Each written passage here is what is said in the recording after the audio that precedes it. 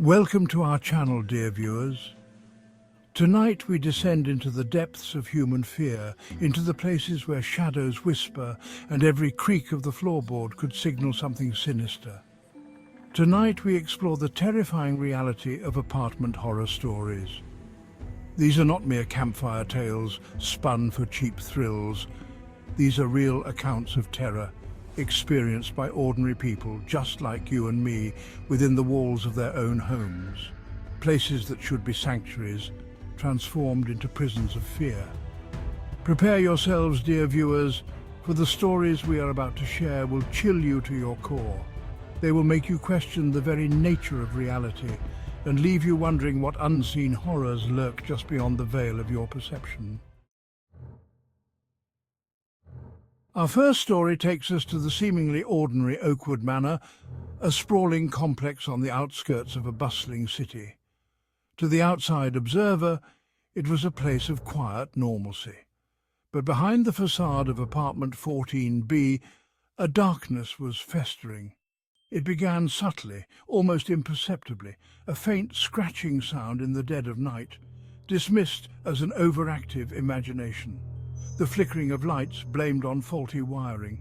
But the residents of 14B, a young couple named Sarah and David, couldn't shake the feeling that something was amiss. As days turned into weeks, the strange occurrences intensified. Objects began to move on their own, disappearing from one spot only to reappear in another, as if manipulated by unseen hands. Whispers seemed to emanate from the empty corners of the apartment, chilling whispers that sent shivers down their spines. One evening, as Sarah prepared dinner, she felt a cold breath on the back of her neck, a ghostly caress that made her skin crawl. She spun around, heart pounding in her chest, but the room was empty. The unsettling feeling persisted, however, a palpable sense of being watched, of being hunted. That night, sleep offered no escape. A cacophony of unseen footsteps echoed through the apartment, heavy and deliberate, as if something was pacing just beyond the veil of darkness. Then, the distinct sound of a door creaking open, slow and agonizing, followed by the sound of labored breathing. Terror gripped our hearts as we huddled together in bed, paralyzed by fear. They could feel a presence in the room with them, a malevolent entity that seemed to feed off their terror. The temperature plummeted, and the air grew thick with a palpable sense of dread. They tried to rationalize the events, to explain away the unexplainable.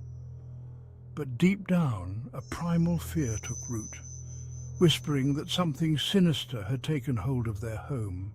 Desperate, we sought help from a paranormal investigator, a man known only as Mr. Blackwood.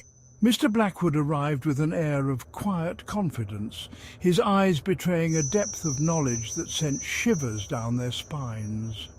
He moved through the apartment with an almost supernatural grace, his gaze lingering on seemingly innocuous details. "There is a darkness here," he finally declared, his voice a low growl.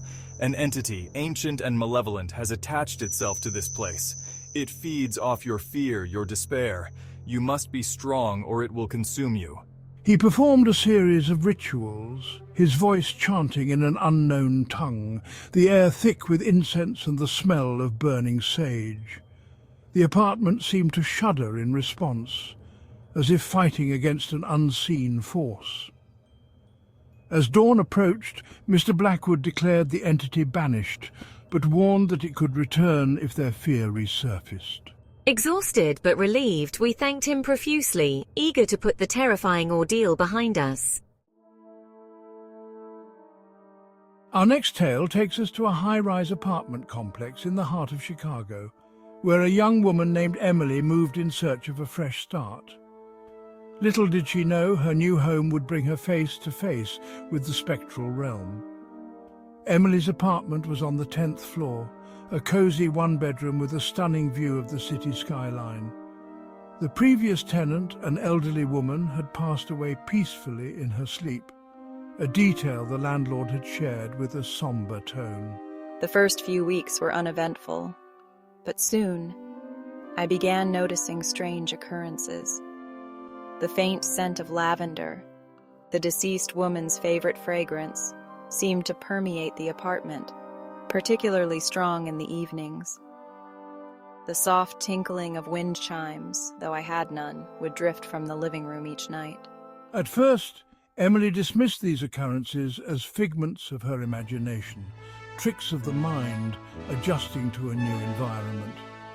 But as the days turned into weeks, the strange events intensified, becoming impossible to ignore. One evening, as I sat reading a book, I heard a soft rapping at my door. I assumed it was my neighbor and opened the door, but was met with an empty hallway. Confused, I stepped out and looked around, but there was no one in sight. As I closed the door, I noticed something peculiar. A faint, shimmering outline of a figure seemed to be imprinted on the wall opposite my door, as if someone had been standing there moments before.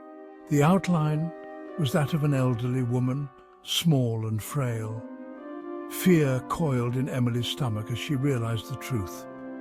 The ghostly presence in her apartment was not malevolent, but rather a lost soul still clinging to its former home. The realization sent chills down her spine, but it also sparked a strange sense of sympathy within her. Determined to help the spirit find peace, I began researching ways to communicate with the supernatural. I learned about EVP recordings, spirit boxes, and other tools used by paranormal investigators. I even attempted to contact the spirit through automatic writing, hoping to glean some insight into its identity and its reasons for lingering. To her surprise, the spirit responded. Through a series of cryptic messages, Emily learned that the elderly woman had been deeply attached to her apartment and had died before she could fulfill a final wish. She yearned to connect with her estranged daughter, whom she hadn't spoken to in years. Emily, touched by the spirit's story, vowed to help her find peace.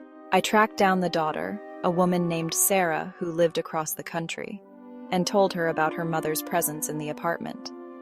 Sarah, initially skeptical, eventually agreed to visit. As Sarah stepped into the apartment, a wave of emotion washed over her. She could sense her mother's presence, feel the weight of her love and regret. Tears streamed down her face as she spoke to the empty room, pouring out years of unspoken words, of apologies and forgiveness. As Sarah spoke, I noticed the ghostly outline of the elderly woman begin to fade, as if a weight had been lifted from her spectral shoulders. Our final tale takes us to the shadowy corners of New Orleans, a city steeped in history and shrouded in an eerie mystique. In a dilapidated apartment building in the French Quarter, we encounter a story so unsettling it will leave you questioning reality. The apartment, a cramped unit on the third floor, had a dark reputation. Locals whispered of a curse, a malevolent energy seeping into the bones of anyone who called it home. The curse stemmed from a gruesome murder-suicide decades earlier. A jealous lover took the life of his beloved before turning the blade on himself, their tormented souls forever intertwined within the apartment's walls. Numerous tenants occupied the apartment, drawn by its cheap rent, but none could withstand the relentless terror that permeated every inch of the space. Whispers of disembodied voices, chilling whispers from the walls, uttering threats and obscenities. Cold spots, icy fingers of dread left tenants gasping for breath. Objects moved on their own, furniture overturned, dishes shattered. Shadowy figures, grotesque parodies of human form, flickered at the edge of vision. One by one, tenants fled, driven to madness by the relentless paranormal assault. The apartment stood vacant, a grim testament to the darkness within. Then came a young artist named Daniel, drawn to the city's dark allure. He scoffed at the curse stories, dismissing them as superstitious nonsense. He saw the apartment as a blank canvas for his creativity. At first, Daniel reveled in the apartment's eerie atmosphere, finding inspiration in its shadows and decay. He painted feverishly, his canvases filled with disturbing imagery. But as weeks passed, Daniel's demeanor changed. He became withdrawn, his eyes taking on a haunted, vacant look. His paintings grew dark and grotesque, filled with images of suffering and death. He spoke of strange dreams, vivid nightmares blurring reality and delusion.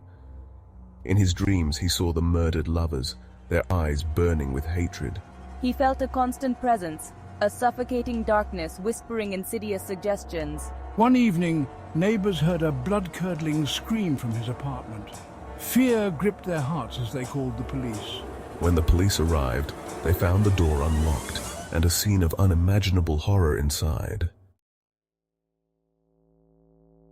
Thank you for watching. If you enjoyed these chilling tales, don't forget to like, subscribe, and hit the bell icon for more spine-tingling stories. Remember, the darkness is always listening, always watching. It lurks in the shadows, waiting for the moment to strike. Stay safe, and remember, sometimes the scariest things are closer than you think.